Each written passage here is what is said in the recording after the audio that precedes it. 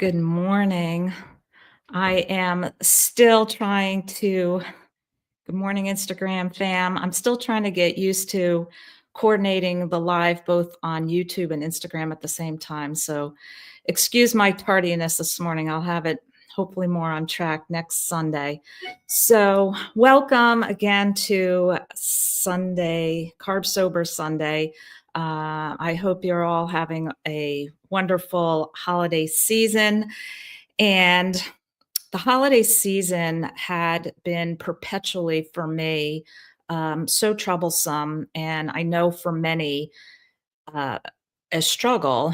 And a lot of it comes down to just that feeling of, um, oh, you know, we we start to feel, I don't want to say sorry for ourselves, but we start to sometimes get in our head that we're being so restrictive and we should give ourselves a little permission here. It's the holidays. And good morning. I'm seeing everybody pop up here on the screen. Thanks for joining in. Um, so, when we give ourselves permission to have a cheat meal, which inevitably turns into the cheat day, which turns into the cheat period of time, whatever that might be, a weekend, a week, a month, for some, an entire year. And we have to remember that. And remember, you have to know yourself and know where you've been in the past and where it's led you and where you are right now. And change is so hard. And doing hard things is necessary. Nothing worthwhile in life comes easy, and we have to put in the work. And I want to have a little bit of a thought for you here where, uh, how sometimes the thought is, as we're going through a trigger moment, stress moment, family, friends around us in traditional atmosphere moments, and we say to ourselves, screw it. You already blew it. Let's just keep going. And it's not such a well thought out, planned thought. It's a in the moment, that addiction is screaming for you to dig in. Now, I know some of you in here have been at this a good long time, and you have your scenario set that these things don't really pop up so much. And I'll say for myself, my family obviously knows after 16 years that I'm going to eat meat, and there's no pushing of food on me. My mom already talked with me yesterday and said she's going to pick up the prime rib roast, and that's where it's at. There will be desserts. They know I get up and I go for a walk during dessert time. I just don't want to be in the presence of the trigger, and anytime I can avoid it, I do. So maybe we can have an interactive discussion here, since this is my intent on doing this on Sunday mornings, is for you all to gather to feel like, there's a lot of us in this boat. There's a lot of us who have come to the realization that this is a really serious problem. This is a serious issue. Our health depends on this. All we have in life is time.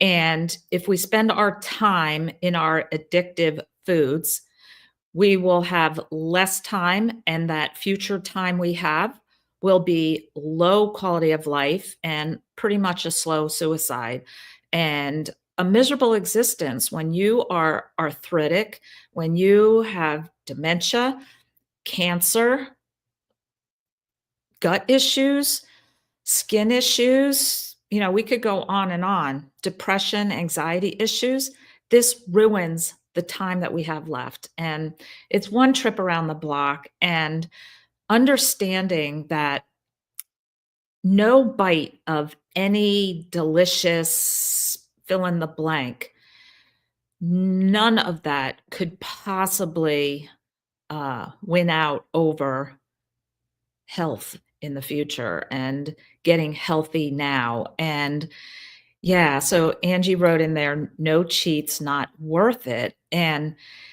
what is it worth it to you to chew and swallow and taste a chocolatey, creamy, sugary treat, or famous somebody's butter Christmas cookie, or whatever it is?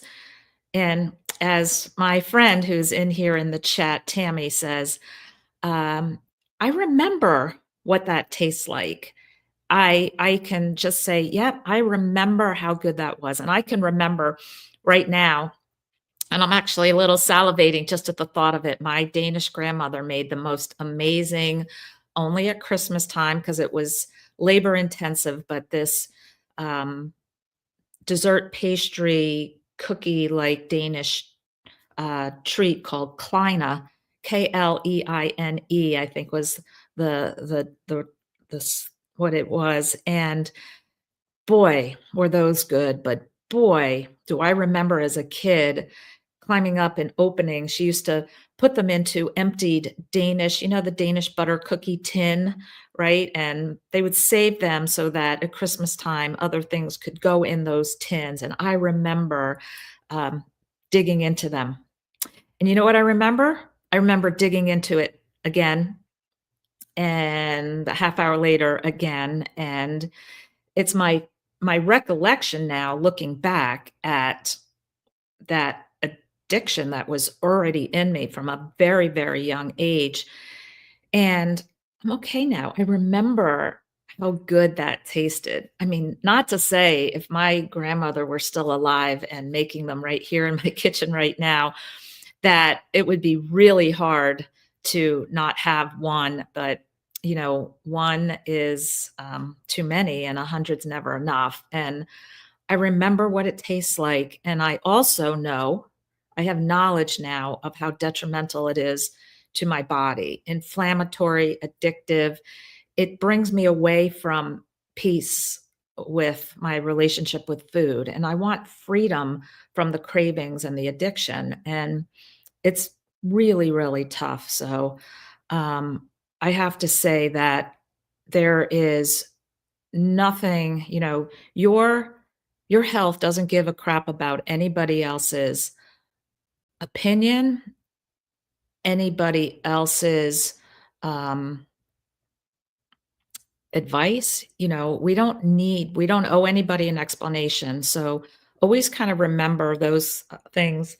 If you haven't seen it, I have a video called something about, I know there's a yellow banner going across and says naysayers, what to say to the naysayers. And it's a really good refresher to be armed with these verbal responses to people like, thank you so much for your concern, but I've never felt better. Those kind of responses. Or, yes, I know. I'm just doing this special elimination diet so that I can figure out what's going on. And I really feel great. And try to push off some conversations where you are picking up that they're not leading to anything but you feeling like you have to defend yourself. And we shouldn't have to feel like we need to defend ourselves. So, all right. So, if you all have any comments or questions, here, let me pull over a couple of things. This is going to get messed up because I've got my Instagram in front of my screen. Ellen says most of the old things just aren't as good as they used to be, or that you thought they were. Just like most cleaning products only smell like chemicals now, with them no longer in your life. Yeah, that's a real interesting concept too. And and even things like light, where things, in the kitchen and flicking on my under cabinet light and lighting so that my kitchen was nice and bright for me to see, to cook. I'm like, ah, I don't want that toxic light, the LED, the blue end of the spectrum in my eyes anymore. So it doesn't feel the same where I used to say, "Oh, it's so beautiful and bright." And now the lights don't go on and I have my amber glasses on if I am pretty much most places where there's a lot of light that so it's a mind shift, right? And even things like perfumes or burning a candle. I mean, who didn't like all those Bed Bath& and Beyond, or Yankee candles, right? And I'd spend time in the store, like, picking the best scent, and I think back now, like, wow, how crazy, and now most scents and fragrances are really offensive. There are a couple essential oils that I really like, and there's one that comes in a roller ball that I am just so hooked on and love, and, I'll put a link in the notes because anytime I've had another like-minded person with me and we talk about how sad it is to throw out our perfumes and colognes and how nice it really was to feel like you had your special favorite scent. And I say, yeah, I just use this one essential oil and I love it and it's so inexpensive. Um and so yeah, that whole mind shift is very interesting. Okay, we have Chrissy saying, I've been wanting to get red lights for the bedroom, but don't know where to start. All right, so I have a circadian rhythm favorites list that I will also put right in. Let me just see if I can grab it now. Hang on, I think I am going to be able to do it. Yep. Bear with me a second. Let me go back. Where are we? Here I am. All right. So this is going to be the um, whoops, sorry, Instagram. He just fell. This is the list that I have where that I have the different lighting that works so well. A little amber touch lamps so that wherever I am, I can have that lit, and the bulbs for just replacing bulbs. And comes with the remote, and it has all the colors, and it's just set on red, and it works great. But I have a whole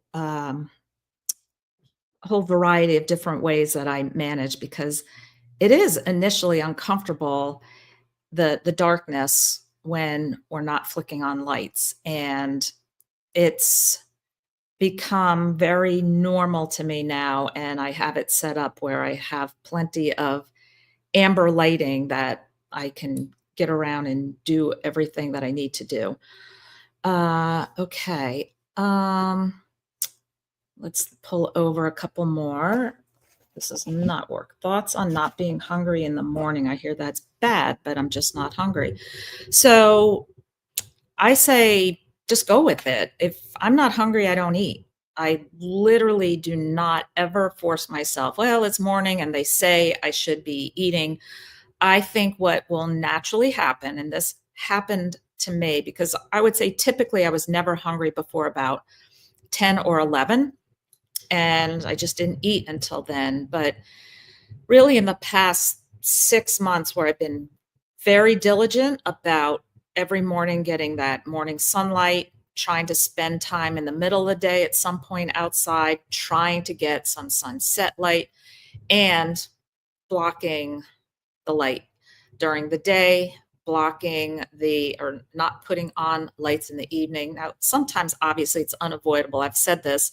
I said this in my membership group yesterday. I was talking about how it's so wonderful that this carnivore, animal-based, ketovorish, carnivore-ish, lion diet, adjacent-ish movement has become so big compared to when I started 16 years ago. I would say that now it's so wonderful to hear people say, "Oh yeah, my cousin does carnivore," or somebody randomly at a restaurant as I order the way I order says, "Oh, are you doing that carnivore thing?" And I'm like, "Yes, as a matter of fact, I am." Um, but my point being now is that it's becoming slightly more, I don't want to call it normalized because it still seems like an extremely fad freak diet kind of thing that people from the outside look in it as. But in any case, it is becoming uh, more at least known as an entity. And I'm hoping that gradually and eventually the amber glasses and blocking the phone screens, the computer screens, the tablet, the TV, LED light, fluorescent light in offices, blocking that. It doesn't belong in our eyes or on our skin.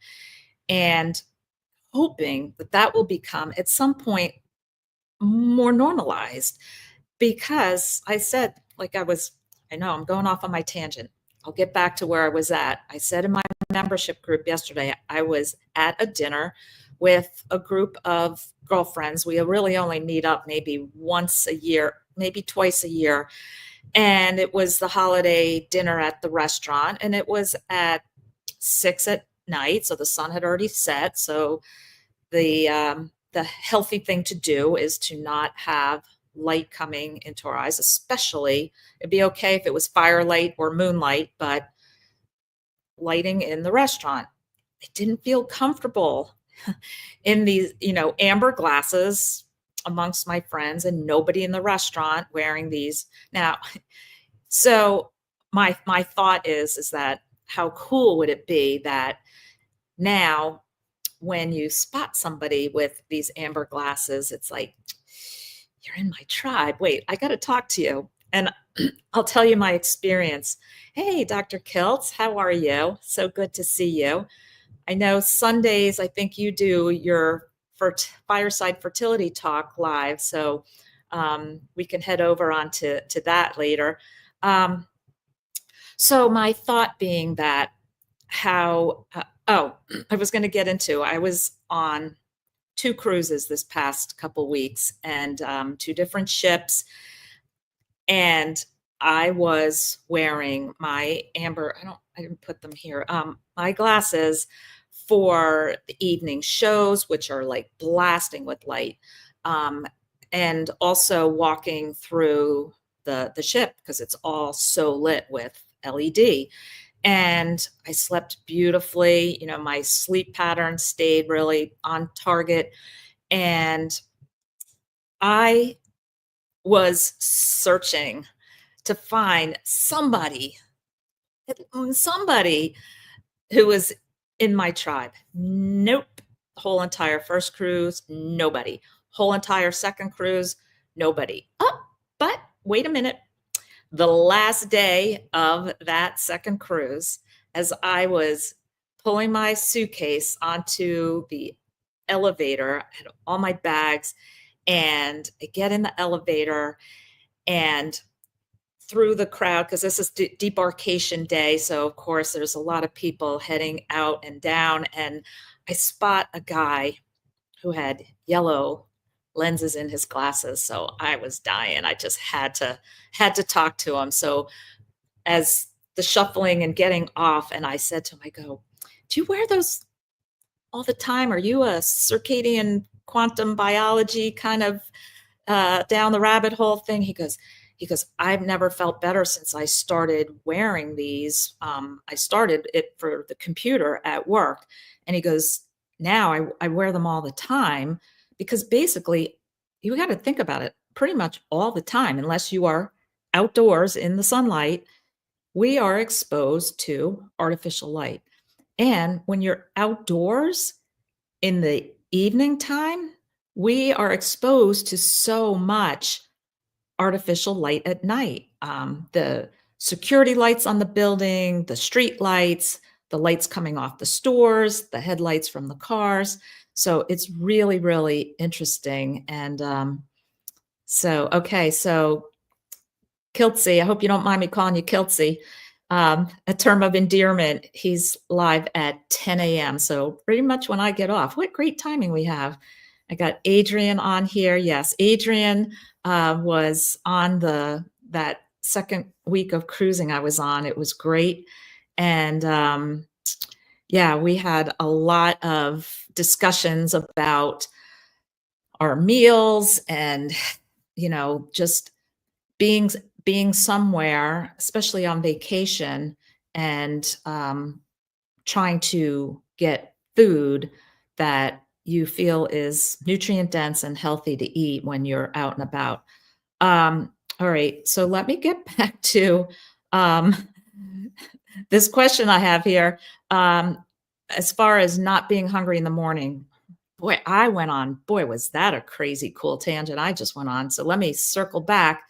I started off saying that when I started being diligent about paying attention to the light that needs to come in my eyes from the sun, the light that I need to keep out of my eyes, artificials, um, I found gradually over time, aside from getting more tired earlier in the evening and going to bed earlier, I found that I was waking up actually with hunger, um, or within a first couple hours. So by, maybe I get up at 5:30, by like 7:30 or 8, I was like, what are we making? So that shifted. So I don't know if that's a good thing or bad thing. It's just what I pay attention is somehow I'm calling it my natural circadian rhythm and my natural hunger. And just like with thirst, I don't feel like anybody should be forcing themselves to drink so many ounces of water.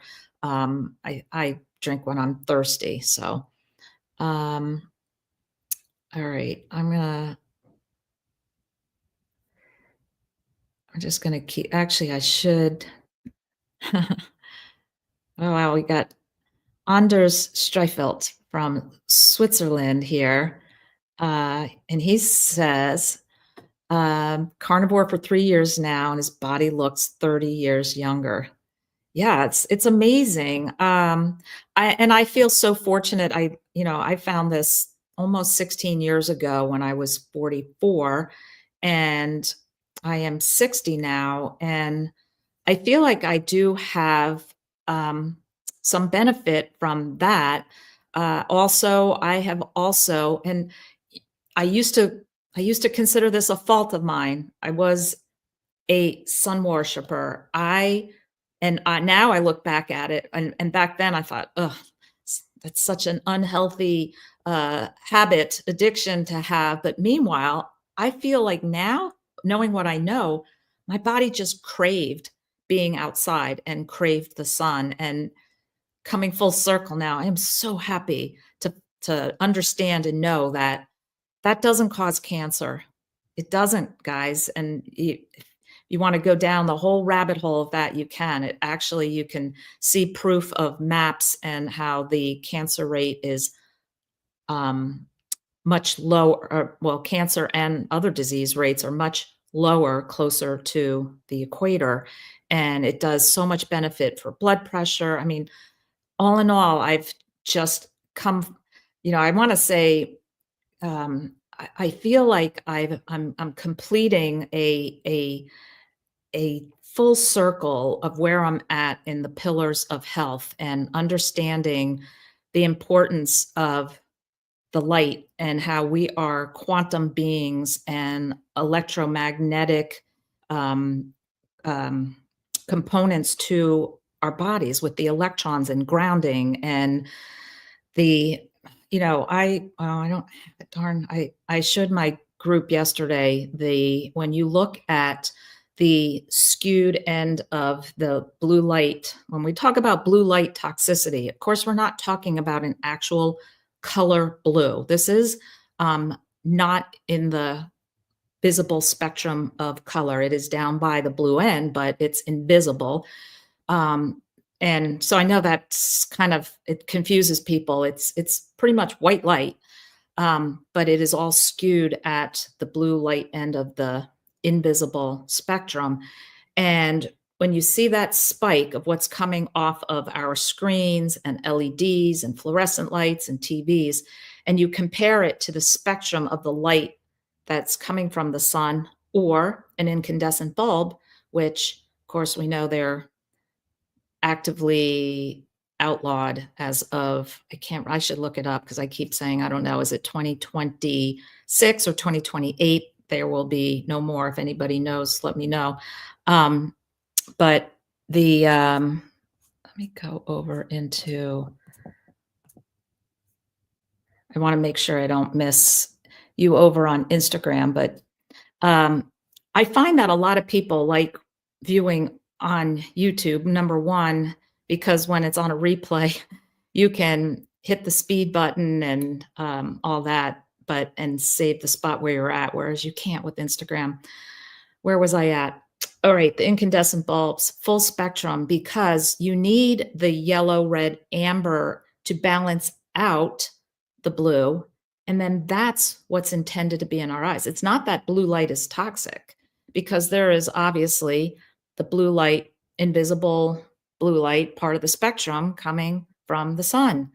It's healthy because it is balanced out by the rest of the spectrum. So if anybody didn't really understand that, I think I find the more knowledge I have about something, the better I am at adhering to a change in my lifestyle for it.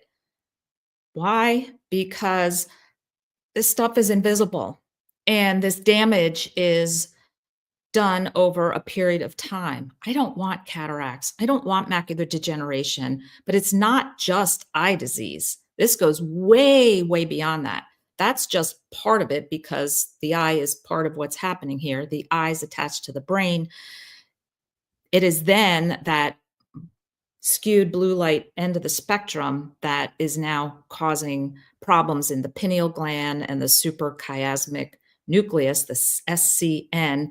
And it's all this stuff is invisible to us and not an immediate, like you don't put on these amber glasses and then the next day you're like, whoo, wow, this is awesome. It's over a period of time. And I can't tell you, I have so many people in my member group. We have a circadian rhythm challenge section where you go through a 3-part coursework, and it's really simple. You just do this little thing at the beginning of each week for 3 weeks, and you institute what you're learning in each of those uh, learning modules. And people are really noticing differences, great improvements in their sleep. I have my girlfriend, Erica, who was on the first cruise with me, and she said she was going to be on this live, but she's out in Arizona.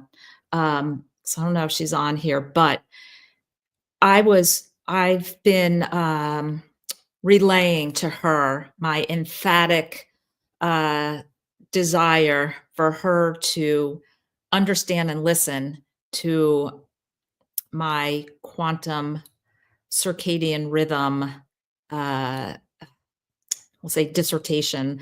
Listen, pay attention to what I'm saying because it is so important. It is equally as important as our food.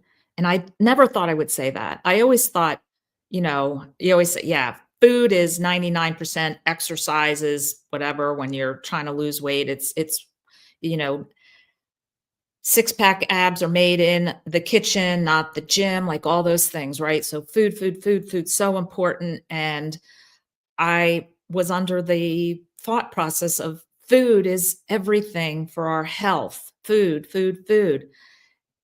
After doing this real deep dive, and guys, when I go into things, I really go into them. That's why sometimes I like to impart some of what I have learned um, to make it like a jump start easy for you, but equally as important as what we are and are not putting in our mouth, right? Because we all know this is all about, what goes in and what stays out kind of thing. But equally as important as that is the importance of what light does and does not go into our eyes and on our skin.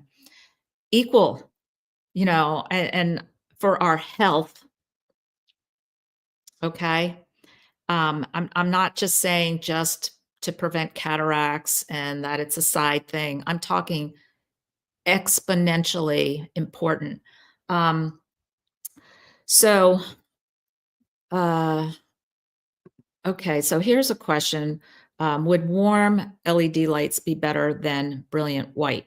So, yes, because so some of these amber lights are LEDs. So to say, use the term like when I say, oh, these LEDs, I'm talking about the recessed lighting cans that are in um, most homes.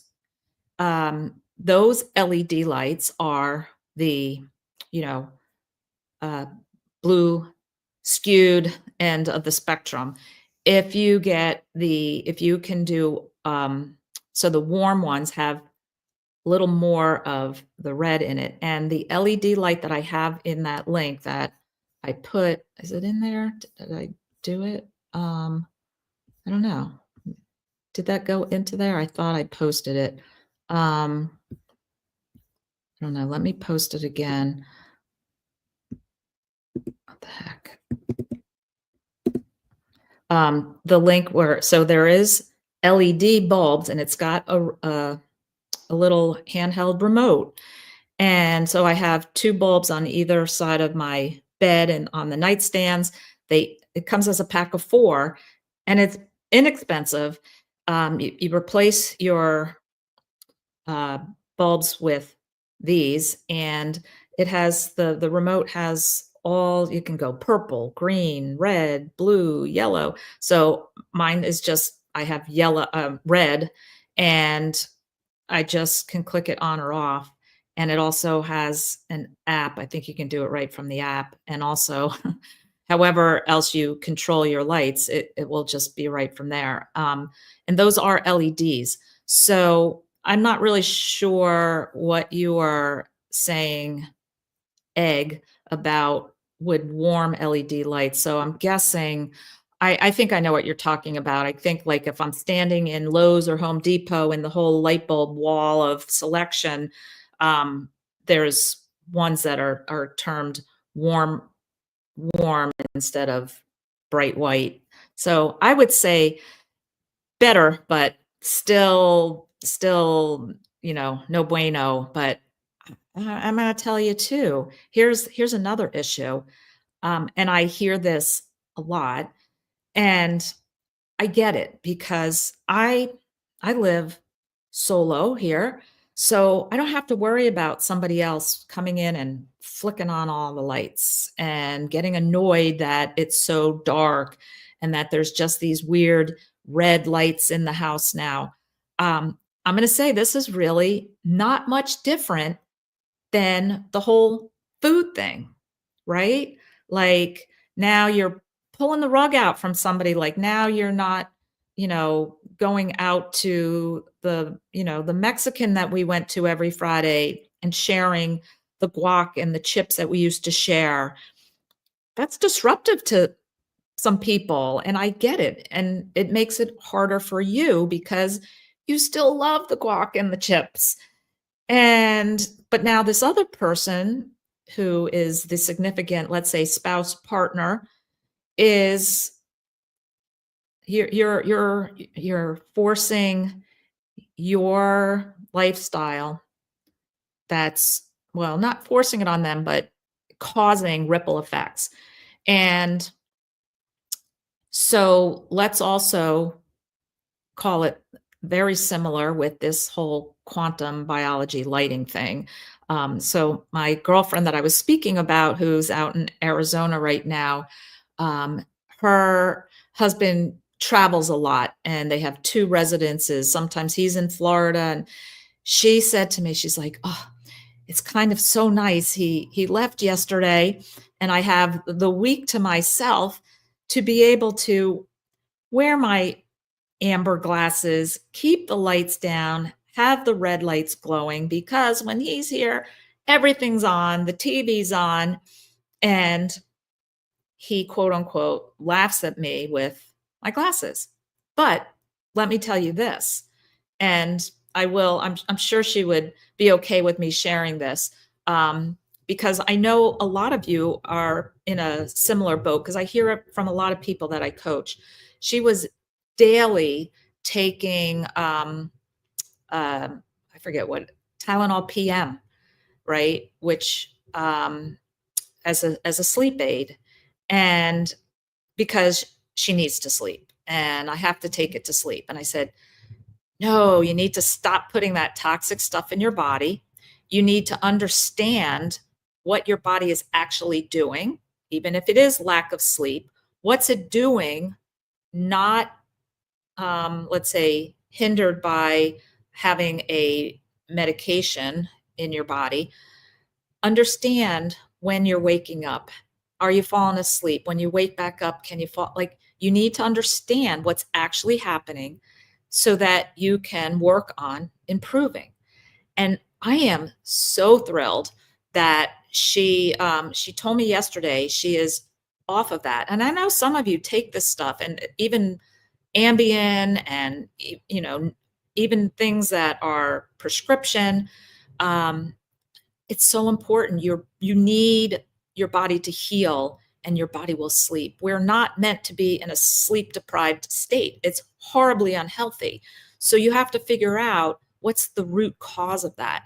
So my friend is has been, she got the amber glasses. She's even buying more, so she has more in different places in the house. Um, and she's been doing the morning sunlight. She does midday walks and tries to also get out for the sunset. And I am like so thrilled. She's yesterday told me that her sleep has actually improved, and she's not taking that medication anymore. And so, I here I am. I'm like, I feel like I'm like where I was at after like my first 3 to 6 months of discovering carnivore and what it had done for me, and in my huge, horrible life, 30-year history of disordered eating and um, binging and all of that, and what it had done. I was like, oh my God, it was so incredible. I wanted to shout it from the rooftops how important this was, that people listen, that we should not be eating pizza and pasta and crackers and chips and alcohol and, you know, on, cookies and ice cream and chocolate and all of that. It's not natural and normal to our bodies. And if you would only try this, and then people are like, wait, you also don't eat fruit or vegetable? That can't be healthy. And on with the, what's your cholesterol? And then it was like, okay, Lisa, let's just zip it up and just sink back and live our life the way we need and want to, right? And then of course I got 5 years ago the the message from above that this is a thing and this is coming out, and people actually might really now want to hear what you have to say after all your over a decade of experience at the time. And so where I'm going off with that tangent is I feel the same way now with this lighting thing. And I want to shout it from the rooftops. And I want people to understand, that it's important, and it's so important. You don't realize how important. And just like the food thing's kind of invisible for the most part, like, I could eat a chocolate bar today and I'm still fine tomorrow. Like, I could eat a piece of pizza. See, I don't have epilepsy. I don't have any real serious thing or allergies. So you don't have, most people don't have an immediate feedback like, ooh, yep, don't do that. This is something that you're doing with the belief that long term, this is going to lead you to a immensely joyous, healthy, beautiful quality of life for a long time, right? And with the lighting thing, people are like, everybody works on computers, everybody's on their phone. You mean to tell me that? Yeah, I do mean to tell you that it is so important to block that light. And, I if you're on your laptop outside, you're okay because you're getting the full spectrum.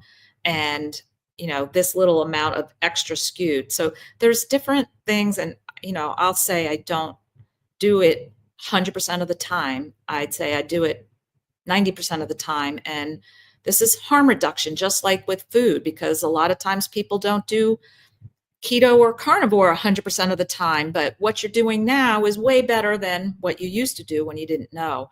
But from my aspect of it, consistency is key for both of these entities. So let me pull over some more comments. I stocked up on incandescent bulbs when Home Depot was getting rid of them. It was nice getting them so cheap. Wow.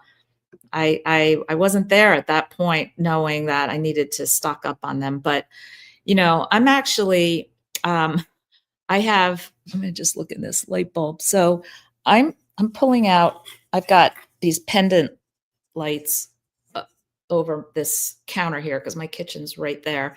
And these are, well, it took me a little time to find a dimmable. So this is yellow instead of red.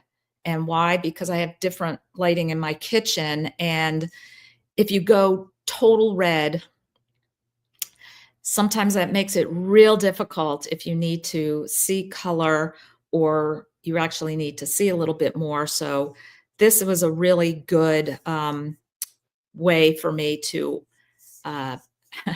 have some level of, especially if I have people over and it's nighttime. And I really didn't feel like having my entire place just low glow red.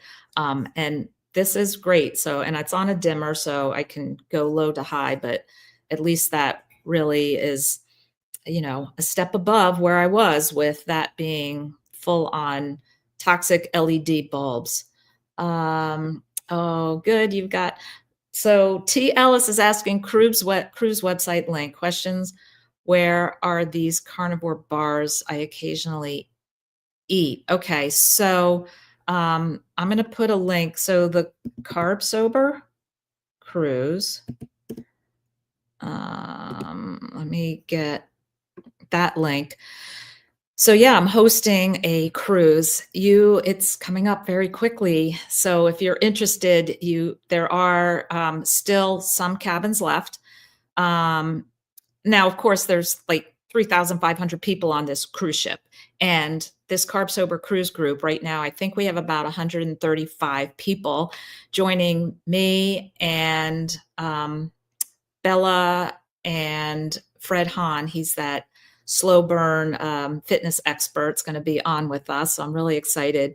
And it's just going to be a great way for us to be together. We're going to hopefully dine. I have a whole section of a main dining room set for our group. So we'll be able to dine together, and we're all going to be wearing these little wristbands that I had made saying Carb Sober Cruise. And hopefully I will have more of us on there wearing our amber glasses, and we'll be able to identify each other that way too. But you can sign up until January 15th is the very end. Now I will put a little warning. If you are watching this live on December 22nd, the name that's in that link, who you contact for this, he is off until January 2nd. But I do have alternative people. So reach out to me, Carnivore Doctor 2020 at Gmail. If you have any questions, let me put that in here. If you have any questions, or I will be able to get you through to somebody to join you in. And some interesting aside news that came about from this whole cruising thing is I realized I wanted to have control and not have to rely on, well, this person's on vacation for the next, I don't know, 10 days. So I have just myself become a travel agent, and I will be booking these each winter, and I'm going to make it so beautifully automated and straightforward, where you'll just go to a website, you'll pick your cabin and leave your deposit right there, and it'll be so automated. And I'm also going to do an all-inclusive gathering of you amazing animal-based people, because I realize some people are not boat lovers and not cruisers. And I would love to, and it's going to be an all inclusive because that's the easiest way. Let's say I have 50 people joining me at a resort. If it's not an all inclusive, how are we possibly getting a reservation for 50? And how are we possibly going to even potentially join together at breakfast and dinners, right? So the all inclusives just work out great. And I'm really excited to, because I found in my journey, it was so magical and empowering to be face to face and interacting with others that get it. Um, People who aren't rolling their eyes at me. What do you mean you eat only meat? Um, oh yeah, so there's a meetup in Chicago. Thank you, Kelsey, for throwing up that reminder.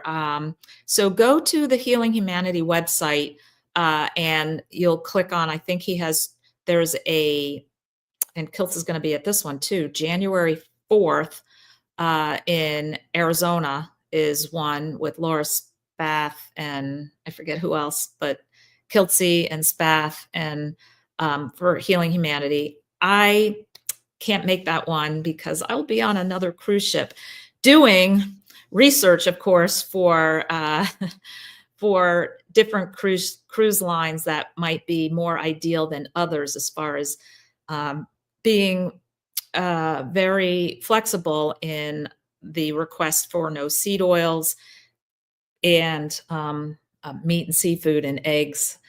So yeah, so the Arizona meetup, I think, is January 4th.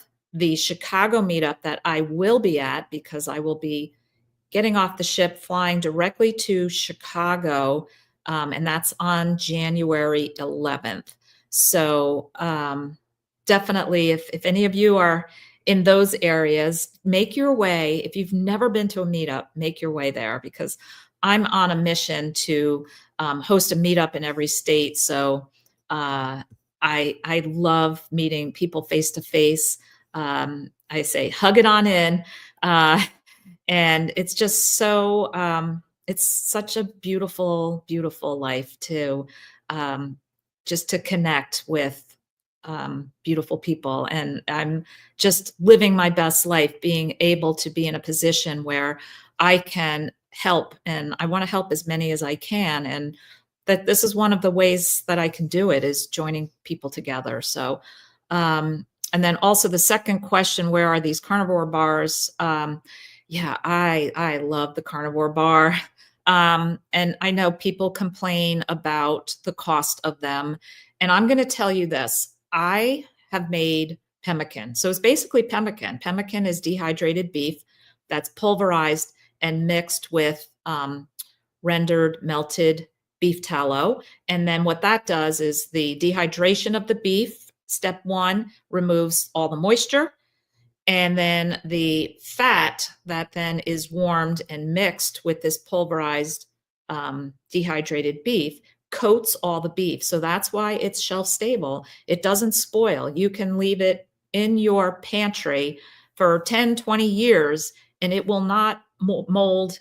Why? Because it has no moisture and the beef is coated with the fat. And I don't know, it's a beautiful thing. And so it's very time intensive. You can make it yourself. I have done it. I will not do it anymore just because it's just so time intensive.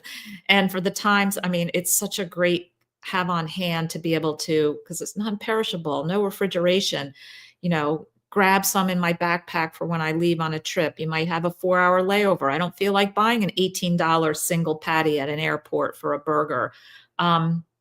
So yeah, and then if you go on the subscription and then you use my code Carnivore Doctor, the price comes down a bit, but they're using high quality grass-fed beef. And when you take a big hunk of beef and slice it thin and dehydrate it and all the moisture goes out, it becomes a very costly, per ounce price because now it's concentrated beef. And so, and like I said, I get it. I get where people say that's not possible to have, but I have them on hand for, I don't eat them every day as a meal, but they're such a great go-to. Sometimes if I do come back from a restaurant and I haven't really had my fill and I don't have time and I have stuff I'm doing, I sometimes will grab one and have one of those, and they're just great.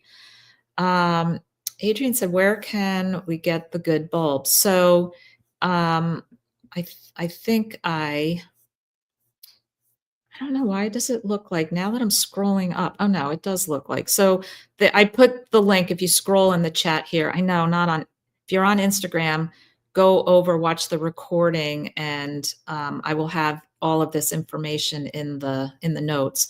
Um, so Michael says, "Is anybody else drinking bulletproof coffee this morning?" Uh, let's see. Don't mention coffee here. Dr. Vasquez, yeah. So if you I am, and I'm not dogmatic, and whatever works for everybody, I'm all for. I just like to put the message out that coffee is not a health food. I know Kilts is off of the bean and it's actually a seed. It's not a bean. And so I say, here's the thing. You are pretty much burning the seed, crushing the seed, pouring boiling water over said seed, and bathing your your innards with that every day, multiple times a day, and it attaches to your adenosine receptors. It puts your body in fight or flight, messes up your cortisol. There's a lot of reasons, and a lot of them are hidden. You know how things are hidden from you, like they tell you to put on sunscreen and wear your sunglasses, and they give you wrong information. They tell you, oh, coffee's good for you, and coffee lowers your blood pressure. And you know what? The truth is hidden, and you can watch. They've even shown, and I have the starts of a really great coffee video that coming up that I would like to put out, but I don't have it ready yet, and I'm doing 500 things at the same time. But yeah, they had somebody go into an MRI and then had somebody drink a standard cup of coffee and put them back in, and they showed how much changed in the brain and how I believe it was I think it was a hypoxia issue where the oxygen areas, it kind of lit up so differently. I've got the video that I need to look in at it again, but it was pretty profound, the changes in the brain. And yeah, it's not a health food. And if you're not at your ideal spot in health, then it should be something you consider getting rid of. There is about a 12 to 14, depending on what you look at, half-life of caffeine, which is a pesticide. Okay. So again, not a health food. There is pesticide actually in the coffee. I'm not talking about crops sprayed with, coffee bean crops sprayed with the pesticide. No, internally within that is a natural protective mechanism. So it's not eaten, and it preserves itself as a protective mechanism evolutionarily, right, by having this pesticide within it. And if you have, so the half-life, let me get back to where I was tangenting off of. The half-life of 12 hours, it's only half of it exits your body. So when you are going to sleep, people say, oh, it doesn't affect my sleep. BS, it affects it. There is still caffeine in your system because of the half-life. And I just feel that, and then people say, well, so switch to decaf. I'm going to tell you, I'm a coffee lover. I drank coffee all through college, through grad school, through, another 15, 20 years. I stopped, of course, when I was pregnant because the thing was like, oh, you shouldn't have caffeine when you're pregnant. And then when I went carnivore, I switched to decaf because I was like, yeah, I don't want to be addicted to anything. I don't want to feel like I need to have something and I need to go do this ritual because I was so happy to be off of my sugar, carb, processed food addiction. I just decided. So, but then I started figuring out and learning that I really shouldn't be having decaf. And of course, it was the Swiss water organic method and all that, but there's still caffeine in decaf, and there's still the same issue. It's a seed. So Kilt says coffee plant is trying to kill and control us, and the masters of the message know this. Yes, um, absolutely. I didn't want to get into the the conspiracy theory aspect of this, but absolutely, I saw it when they have like if there's a weather disaster. We had Hurricane Sandy here, and for 2 weeks, the whole entire area was no no electricity. There were people. There was a Dunkin' Donuts that had a generator, and the line was a mile long, and they want you controlled by alcohol and caffeine. I don't want to have to even get into this, but you guys, you just need to drink water, sparkling water. I know. And if you're getting off of coffee, I have this great nog drink. It's because a lot of times it's just the ritual you want. So hot water, butter, whisk it with the frother, and then dump in either raw yolks or a whole raw egg. It makes this beautiful creamy, and then I sprinkle in some cinnamon and a little vanilla bean powder. And I know that's not carnivore, but it's okay. It's delicious. And I'm going to show you. All right. You know how I was telling you before how much I research things, and sometimes I buy like 5 of certain things, and then test it out. Sometimes with Amazon, you can return ones that you're like, no, this isn't it. But, for those of you who use these frother things, how many times do you get ones where you put it in, and it's like, right? Because you can't really control the levels too well, or you have to put it in a bigger vessel to avoid the overflow. This one has low, medium, and high. And you can go right to the medium and then shut the medium off, or the low and shut the low off, or the high, or you can toggle through them. It's awesome. It's rechargeable, and power wise and control wise for not getting that thing going on. Absolutely. I've owned a lot of these in the past 10 years, and this is a total winner. So I'm going to put the link to this one in the notes because sometimes you just need an extra backup of these around. Sometimes I will use this to froth heavy cream and add to that nog drink that I just told you about. So yeah, guys, we're already at the hour, and I feel like I could spend another hour with you, although maybe you guys don't want to hear me talk for another hour. Oh, here we go. Kiltsy cups with hot water and whipped clean cream. Yeah, or unbelievably, hot water with just a little tiny squirt of fresh lemon is so amazing to me. Like I never thought in a million years I would like it. It just kind of tastes like a wonderful like herbal tea. Okay, so wait. So Michael, do you actually own this exact frother? Wow. Yeah, and I can't even pronounce the name of it, but I'm going to put the link so you can get this exact one. And like I said, that's total winner. Let's see. Angie says her hot creamy is just fresh double cream and hot water. And so, yeah, she's over in the UK and she can get fresh cream we get the damn carrageenan guar gum or whatever, whatever. I mean, some of you guys can get it raw. I cannot in New Jersey, or it would take me a lot. Would take me a lot. Christy says, keep going, please. Yeah, so Angie agrees with me. A tiny splash of lemon. This is, it's all about, I mean, okay, lemon is technically a plant. It's a fruit, right? It doesn't trigger me. It's not sweet. I use maybe over a course of a week, maybe one lemon, or not even that. Okay, bye, Kilts. I know you got to head over to yours. Yeah, if I go over, then you're not shifting onto his.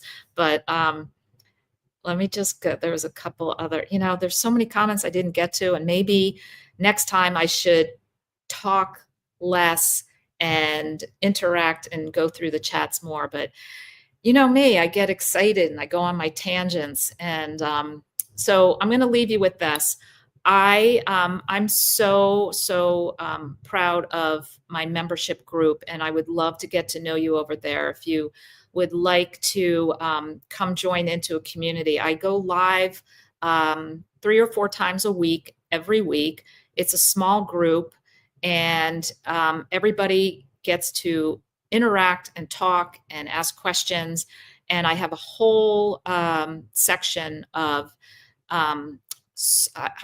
my lifetime of researching. So there's a cancer section that includes ivermectin, and there's cholesterol section, and there's a thing about artificial sweeteners, and something about fasting and dry fasting. And we have a sardine challenge section, and we have a team sober side 24/7 chat for interaction to help get through tough times, for accountability and support. And a lot of my discussion surrounds pretty much kind of like I just ran this. It's about everything. It's about just living out the time we have left in the best way possible. And I would love to have you join in there. I will put the actually, I'll just put the link here now, if you guys know how to grab it quick before I hit the end on this. But I will put it also in the notes. I'm going to remember to put the circadian rhythm listing. I have all of my favorite things that I have around my condo. And actually, I was thinking about doing, I will at some point, I will do a whole tour through my condo in the evening, maybe one of my Tuesday night lives. I haven't gone on in the past couple weeks because life has been getting in the way. But like I said, I would love to see you there in the member group. And I hope you have a wonderful, wonderful holiday season, whatever you celebrate. Christmas, for those of us who celebrate it, is usually a really beautiful but sometimes stressful time and triggering time. And holidays so center around food. What are we having? Where are we going? What are we eating? Oh my gosh, this is so good. You have to try it. We are thrown into a position where we are encouraged to go off track. And all right, I'm going to end this here. Head over to Kiltz's channel. You can grab his live, and I will see you next time. Bye.